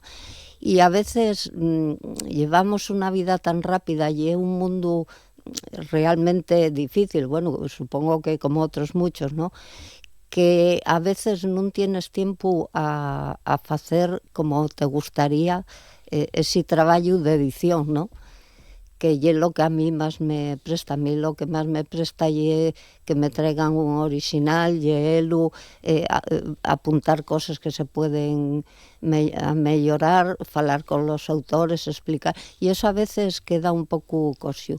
De otra manera, creo que, sinceramente, visto ahora, cumplí, mejor o peor, lo mejor que supe, cumplí y estoy satisfecha. En cuanto al trabajo de escritora, Esther Prieto y una de las figuras que más rescamplen dentro de la llamada segunda generación del Surdimiento. Conseguiste premios muy importantes como el Josefa Xovellanos de Poesía en 2001 por una novela que se llama Huelu Ismail. Y eres de fecho la primera mujer en ganar este prestigioso galardón, el más importante en lengua asturiana, que entama el gobierno del Principado. Fuiste también ganadora de uno de los premios también cimeros en cuanto a poesía, el Teodoro Cuesta, del Ayuntamiento de Mieres, en el 98. El temario llamábase el poemario La mala suerte. Premio Timón en 2015, por toda la trayectoria y la aportación a la literatura asturiana en general. Autora de libros infantiles como El curiador de estrellas, Edad de la memoria en el 92 y Tres la quema, que tuvo también versión en castellano después de la quema en 2016. Autora también de libros de gramática, la gramática de asturiano, guía de consulta rápida. Bueno, un montón de actividad más, por ejemplo con Xoán Bello, con Berta Piñán, entre otros. Fundaste revistas literarias como Cimbru y Adrei. Y ahora vamos a recuperar ese labor. ¿Cómo lo afrontes? Date un poco de vértigo, tienes muchas ganas, vas a dar un tiempo para poder descansar y poner la cabeza en su sitio. ¿Cómo lo vas a hacer? Bueno, sí, quería descansar un poquitín, y más que descansar físicamente y liberar la cabeza, ¿no? Porque, claro, en todos estos años pases el día yendo palabras de otra gente. Después yo una de las funciones entraba y era hacerle solapes de los libros y claro, la solapa de un libro tiene un tono muy concreto, ¿no? Y si a veces me ponía a escribir salíame el tono que yo llamo solapero, ¿no? Entonces lo primero que tengo que hacer es descansar la cabeza, vaciarla, digamos, y recuperar el tono personal de escritura. Y a partir de ahí sí que hay un poco de vértigo porque llevo tantos años sin escribir que la primera pregunta es ¿voy a poder hacerlo? ¿Voy a ser quien a ello? A veces póngome a pensar ¿y de qué puedo yo contar? ¿No? Les dudas siempre, ¿no? De qué y cómo. Qué voy a hacer y cómo voy a hacerlo, ¿no? Pero bueno, yo espero que en un tiempo prudencial pueda sentarme y... Sí, pero lo que no creo es que tú, conociéndote como te conozco, tuvieras a lo largo de todo este tiempo sin escribir nada. Bueno, nada no, pero muy poco. Tengo apuntes de, por ejemplo, entraba y ya me pusieron deberes y ya quedé con ellos que tengo que entregarlos, no sé para cuándo, eso no me lo dijeron, tampoco quiero preguntároslo. Un libro de viaje que sí lo tengo muy estructurado, tengo ya partes fechas, que será lo primero que quiero que saque. Y después, la verdad, quería recuperar la parte poética. Voy a ver si soy quien. Bueno, porque un escritor, una escritora, lee lo que escribe, pero también lo que lee. Sí. Y tú leíste mucho sí, a lo largo de estos veintitantos años, prácticamente, bueno, todo lo que se publicaba en Trave. Sí. Eso de entrada, todo lo que se publicaba en Trave, y la verdad, procuraba leer todo lo que salía en asturiano, porque bueno, es ahí en parte la función de editora, ¿no? Saber lo que se mueve, para ver por dónde van los tiros y entrar en contacto también con los autores, ¿no? Y saber cada uno hacia dónde tira, y una función fundamental, y eso llevaba mucho tiempo, la verdad. Y eso damos pies también a la siguiente entruga que te faigo. ¿Qué nivel de salud tiene la literatura en asturiano y en neonaviego d'anguaño? Y es una de las personas que más sabe del tema, por lo menos en los últimos 26 años. Sí. Pues mira, yo creo que después de unos años atrás que parecía como que estaban las aguas muertes, estancadas, creo que en los 2 últimos años está empezando a repuntar siente muy mozo, mujeres, muchas, y creo que vienen con un bagaje cultural increíble. Esto que dicen que la gente joven inculta, ignorante y tal, no se cumple para nada, en general y menos en este caso. Y creo que goza de muy buena salud la literatura, porque además bien siente que sabe lo que quiere, cómo lo quiere hacer, y que tiene un discurso no solamente literario, sino lingüístico muy concreto, que yo igual eso en unos años atrás echaban en falta. Bueno, pues esto es historia viva de la cultura de Asturias, en este caso de la literatura en asturiano, mesmo como editora que como escritora. Y este último labor que lo va a recuperar, estamos seguros, dentro de muy poco, y vamos a tener que volver a llamarte para que vengas a presentar aquí este libro de viaje, que ya lo tienes, bueno, más o menos entamado, vamos a decirlo de esa manera, para no meterte mucha presión. No, presión cero. Esther Prieto, muchas gracias, que te vaya per bien. A lo largo de los años estuvimos en contacto contigo por tu labor de escritora y de editora, y vamos a seguir. Pues muchísimas gracias, Ignacio, y vémonos muy aquí bien. O fuera. Seguimos con más asuntos dentro de Asturias al Día, dentro de un momentín.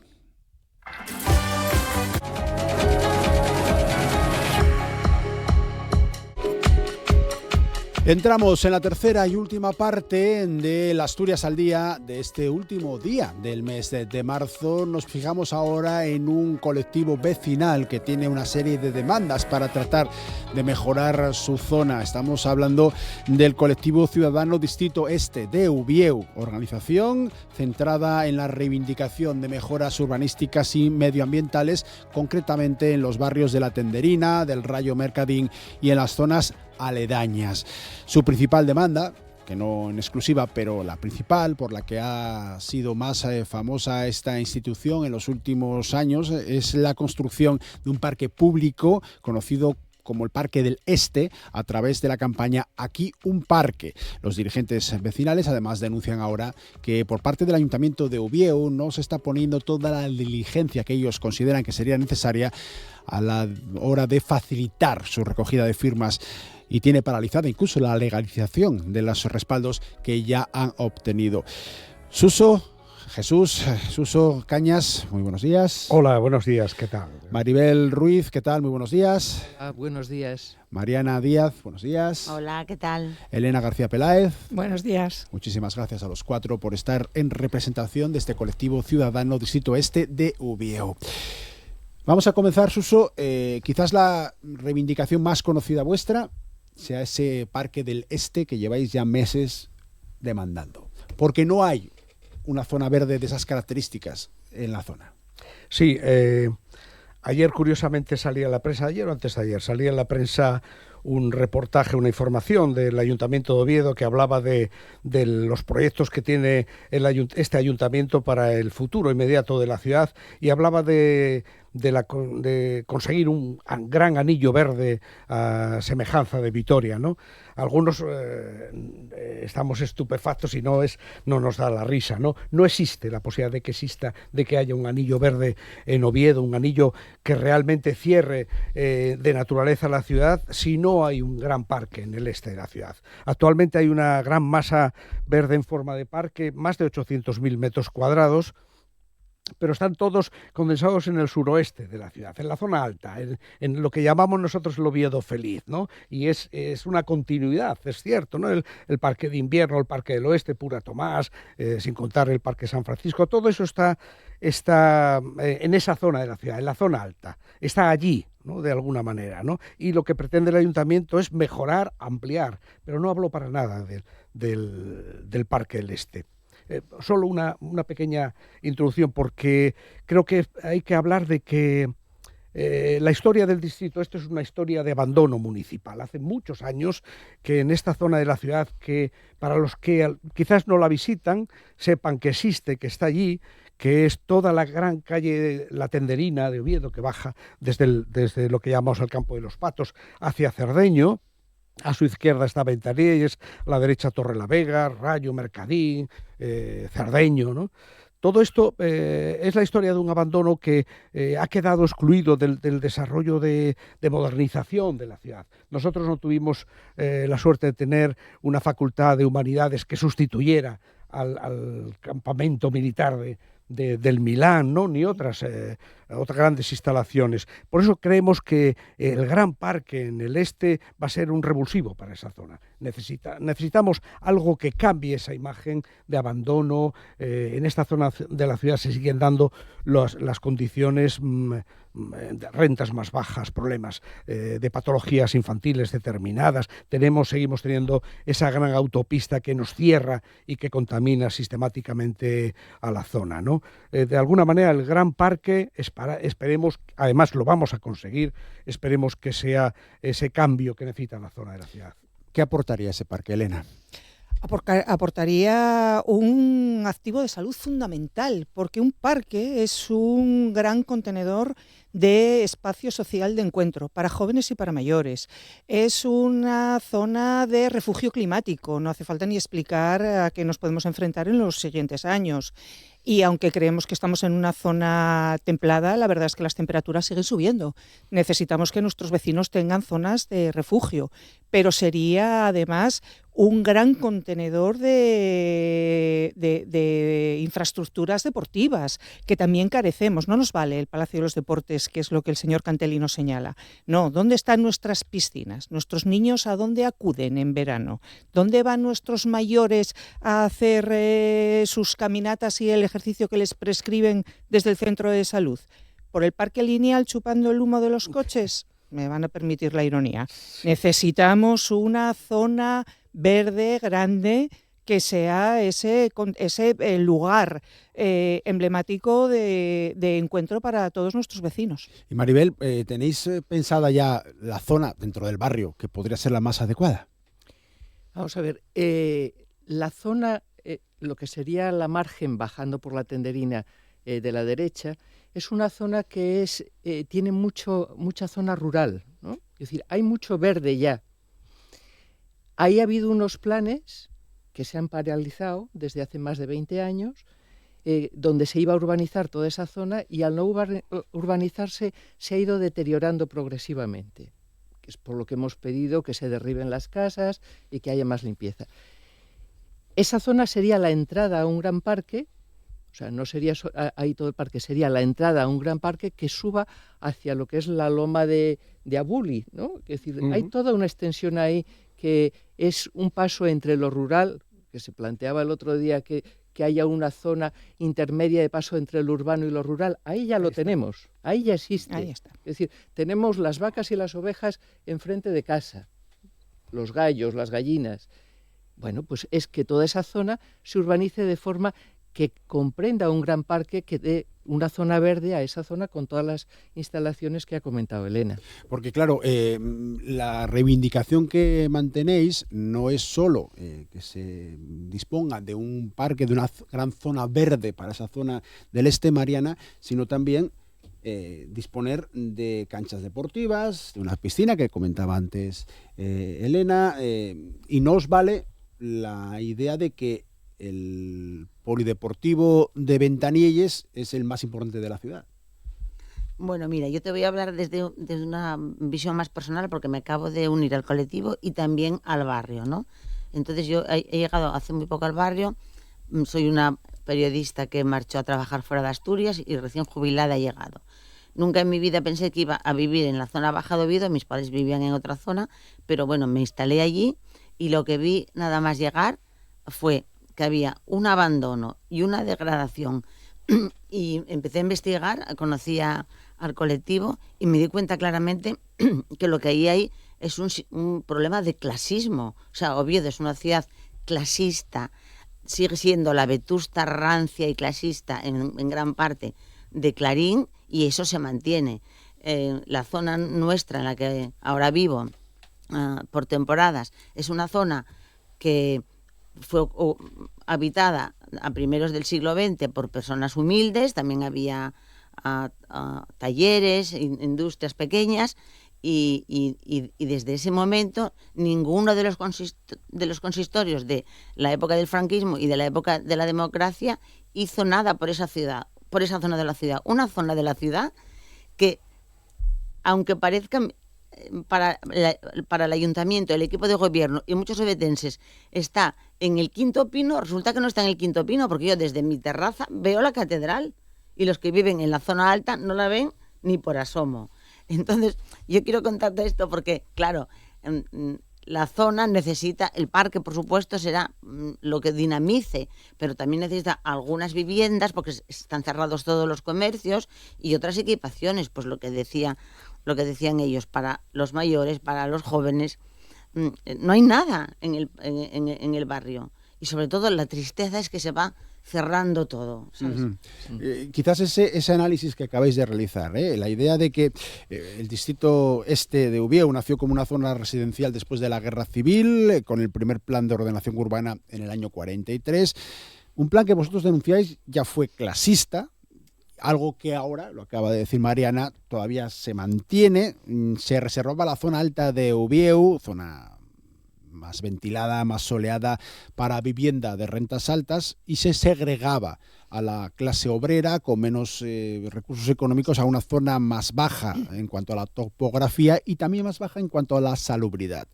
Bueno, esa zona de talleres que comentaba Mariana, ¿no? De industria, de ganadería, que se convierte en zona residencial para clase trabajadora, mientras que la parte más alta es la clase adinerada. Eso en pleno siglo XXI denunciáis que se mantiene. Sí.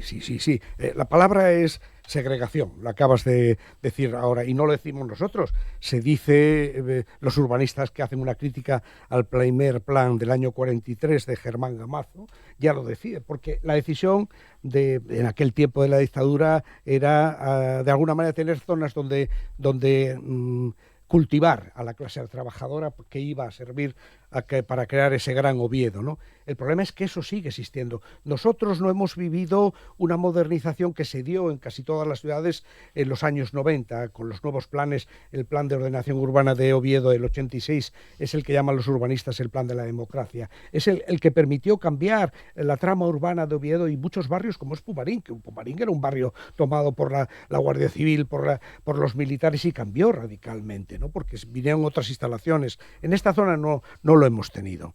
Pero el problema es que el planteamiento sigue estando ahí y si se sigue viendo de una manera desigual la ciudad de Oviedo. Lo decía Mariana anteriormente, sigue manteniendo esas distancias con respecto a la igualdad de todos los ciudadanos. Nosotros estamos exigiendo algo que está ya en toda la ciudad, pero que no tenemos nosotros. Exigimos una igualdad en el trato, en las dotaciones, en las instalaciones, lo que decía Elena. Necesitamos que nuestros hijos, nuestros nietos tengan espacios de ocio sano. No hay piscinas, no hay canchas de tenis, no hay zonas deportivas, no hay zona de ocio sano. Al final, nuestros chavales van a tener que estar dependiendo de una pantalla en su casa porque no tienen espacios donde salir. Es un círculo vicioso de alguna manera. Yo quería decir que nuestro trabajo ha dado resultado con una movilización en el entorno una movilización vecinal muy importante, que es lo que también queremos trasladar. Hay una voluntad en el barrio de conseguir esto. Hemos hecho el año pasado una manifestación de más de 1.500 personas para un tema vecinal, que eso es algo muy raro hoy día, ¿no? Con la situación en la que vivimos, ¿no? Tenemos una movilización en el barrio que hace que todas las semanas tengamos asambleas, hemos desarrollado muchas actividades y ahora estamos en lo que comentaste tú al principio.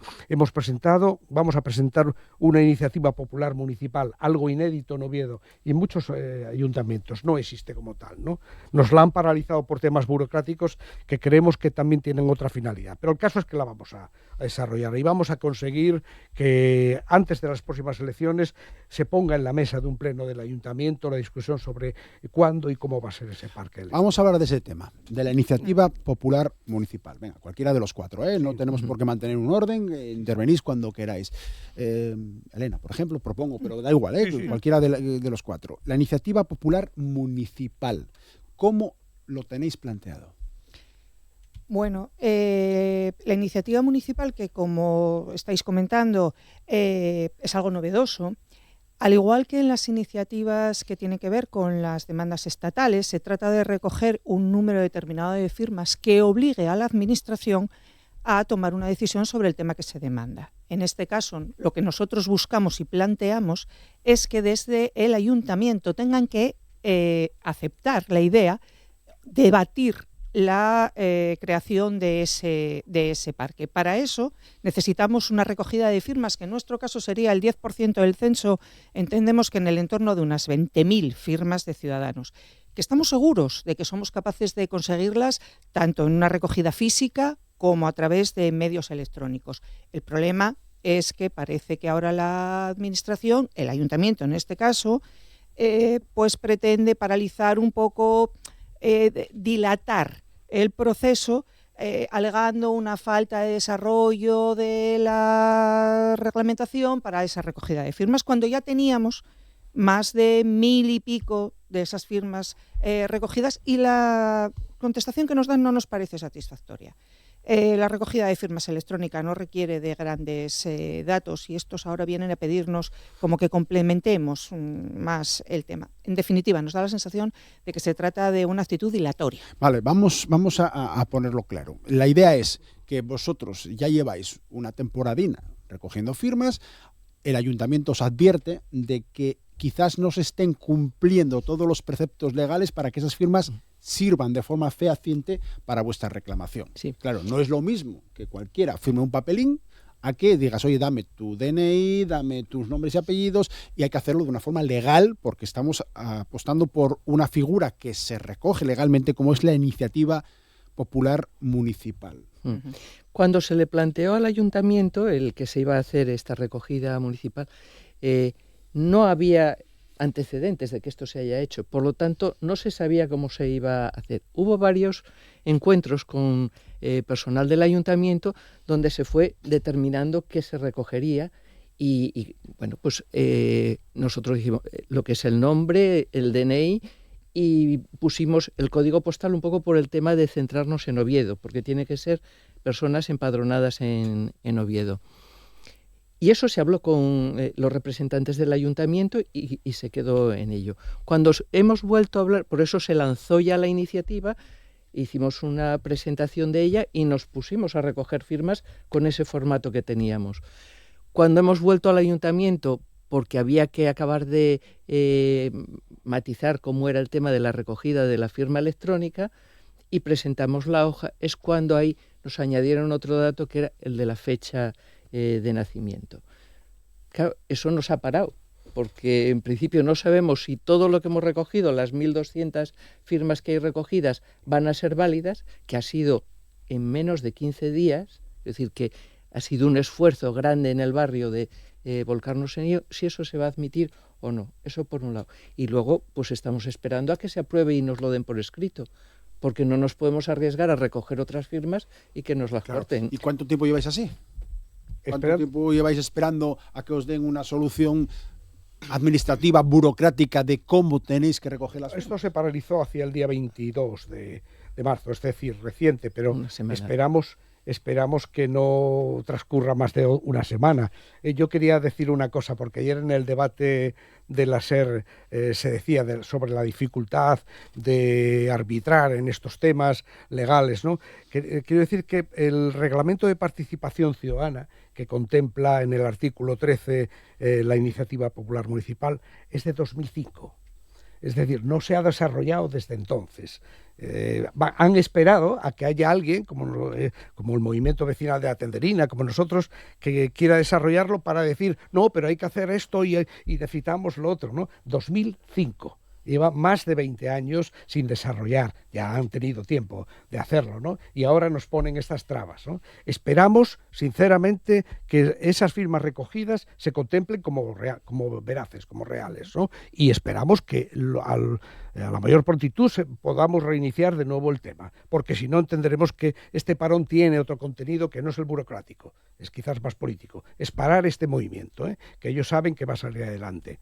Espero que no sea así. Pero tenéis temor que exista de verdad una mano negra o una intención por parte del ayuntamiento de paralizar una propuesta que, a ver, hombre, no estáis pidiendo tampoco nada que, visto desde fuera, sea malo. Pedís un parque. O sea, que no es una cosa que digas tú, no sé, necesitamos Sí, fíjate, Ignacio, es chocante, ¿no? Porque tú dices, parece que tenéis una reclamación bastante sensata, bastante justa, bastante... Y desde el ayuntamiento claro, nos ponen buena cara. Sin embargo, en todas las manifestaciones públicas que hacen en distintos medios, o fundamentalmente en sus medios de cabecera, jamás lo mencionan. Hablan del anillo verde... Y resulta que toda esta zona de Oviedo no se menciona, no existe. Hablan de la transición entre el espacio rural y el espacio urbano y mencionan la Florida. Sí. Y desconocen lo que lle el Rayo Mercadín, lo que lle Cerdeño, y no se menciona nunca. Cuando se les interpela por este tema, sonríen y dicen, qué bien, ¿no? Sí, claro, un parque, estupendo. Acabas de decirlo, sonaría fatal que nadie se opusiera a la creación de un parque. Pero una cosa allí que no se opongan y otra cosa allí que estén dispuestos a mover ni una sola ficha en esa dirección. Y eso y es lo que nos hace pensar que con el tema de los firmes no tienen ninguna prisa. Al hilo de lo que dice Elena, no hay ni una declaración del alcalde, Alfredo Cantelli, que hable del Parque del Este.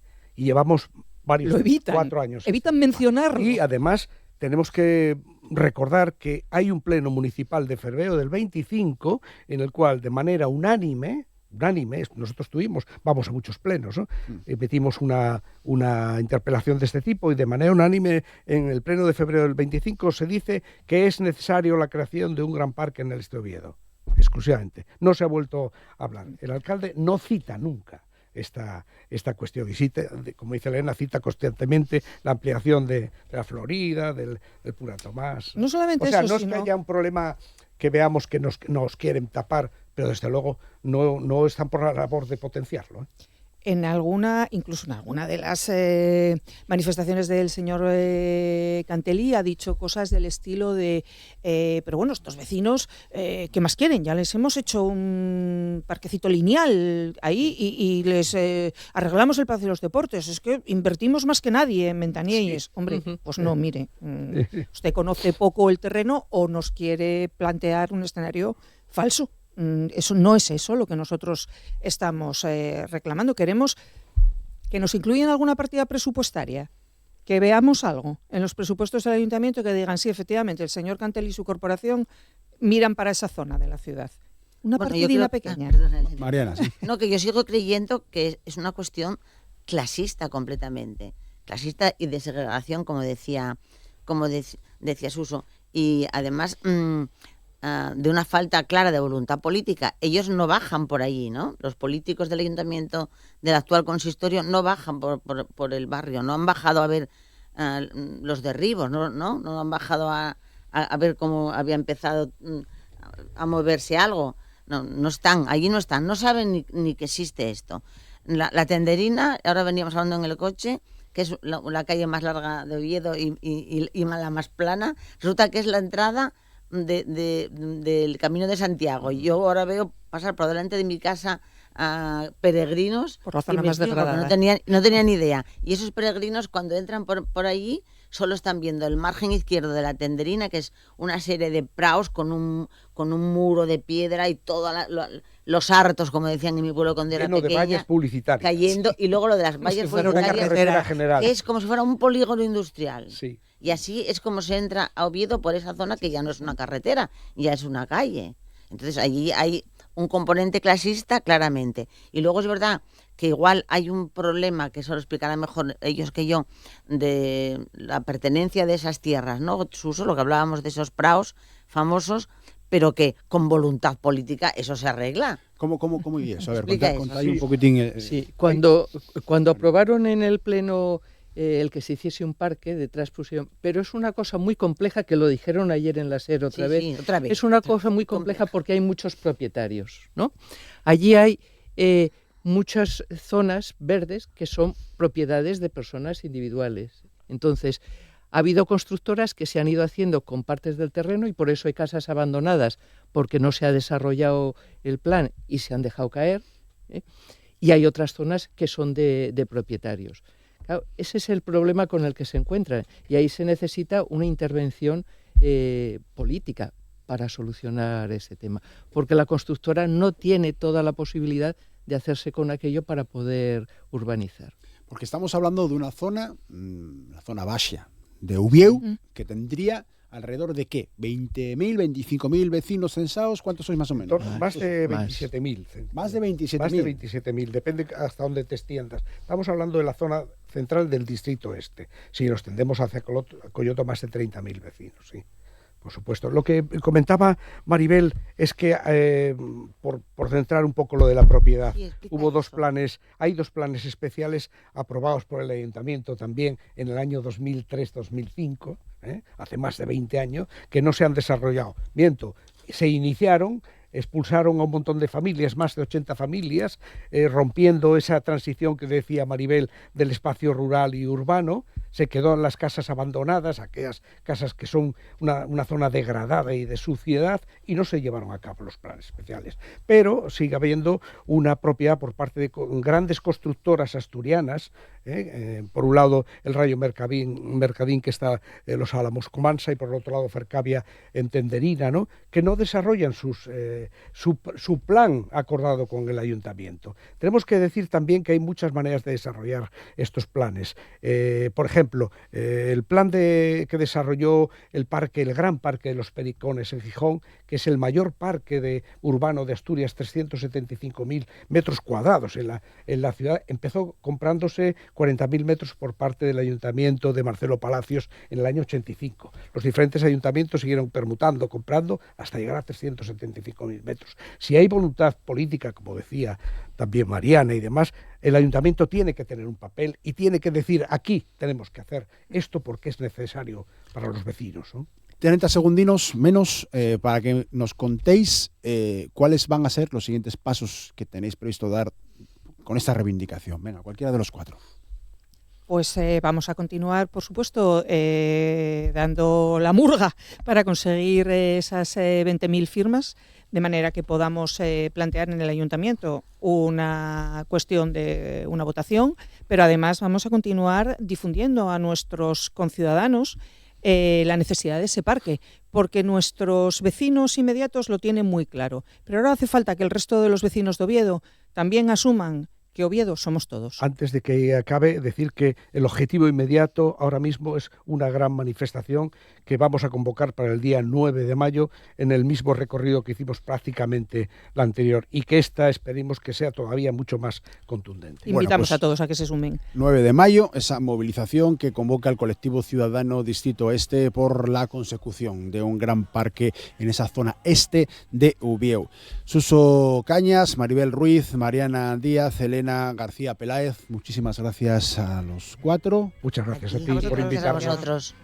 Continuamos con más contenidos dentro tanto de la radio como de la tele del Principado, pero nosotros nos despedimos ya, los que hacemos Asturias al Día. Hasta mañana, con Amor Argüelles en la realización técnica. Disfruten todo lo que puedan de lo que queda de este martes o todo lo que les dejen.